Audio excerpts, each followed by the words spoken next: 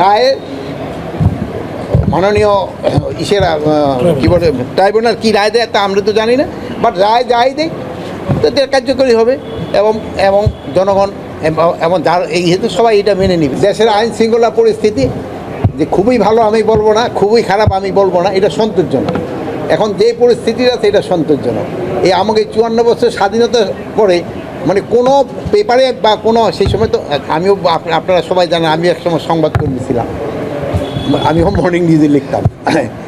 সে ওই সময় থেকে এখন পর্যন্ত যে আইন শৃঙ্খলার পরিস্থিতি খুব ভালো কেউ কোনো দিন বলেনি, সবসময় একটু নেগেটিভের দিকেই থাকে। বাট এখন আমি বলবো যে মোটামুটি সন্তোষজনক, যে খুব একটা ভালো আমি তাও বলবো না। তার এখন এই যে 2-4 দিন যাওয়াতে যে একটা নতুন ধরনের একটা হয়েছে, এতে হয়তো 2-1 জায়গায় একটু ঝামেলা সৃষ্টি হচ্ছে, এটা আপনাকে সবাই সহযোগিতা এটা কন্ট্রোলে চলে আসবে। আর প্রশাসনের কাছে হলো ইলেকশনটা যেন ফ্রি, ফেয়ার, ক্রেডিবল এবং উৎসবমুখর হয়, এটার জন্য তাদের প্রস্তুতি গ্রহণ করা। তারা অলরেডি মাঠ প্রশাসন কিন্তু এই ব্যাপারে প্রস্তুতি নিতেছে এবং নিচ্ছে, এই দুটোটাই তারা করে যাচ্ছে। এবং আমি আশা করব যে এই ইলেকশনটা খুব ফ্রি, ফেয়ার, ক্রেডিবল এবং উৎসবমুখর হবে। কিন্তু বাট ইলেকশনটা কিন্তু শুধু মাঠ প্রশাসন মানে আমাদের পুলিশ প্রশাসন মানে আমি আইন শৃঙ্খলা বাহিনী বলতে বোঝাচ্ছে, আইন শৃঙ্খলা বা প্রশাসনের উপরে নির্ভর করে না।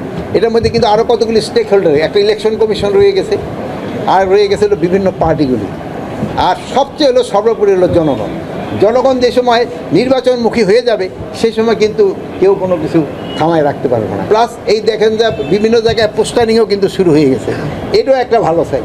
প্লাস বিভিন্ন পার্টিগুলি কিন্তু তাদের কিছু কিছু এলাকায় নমিনেশনও তারা ক্যান্ডিডেটও ডিক্লেয়ার করে দিছে, this is also a good side. তারপরে বিভিন্ন পার্টির ভিতরে তাদের তো একটা বার্গেনিং ইসে থাকবে, সবার একটা স্ট্র্যাটেজি থাকবে, এটা তো তারা। সবার আগে সব খবর পেতে চ্যানেলটি সাবস্ক্রাইব করুন এবং ফলো করে বেল বাটনটি চাপুন।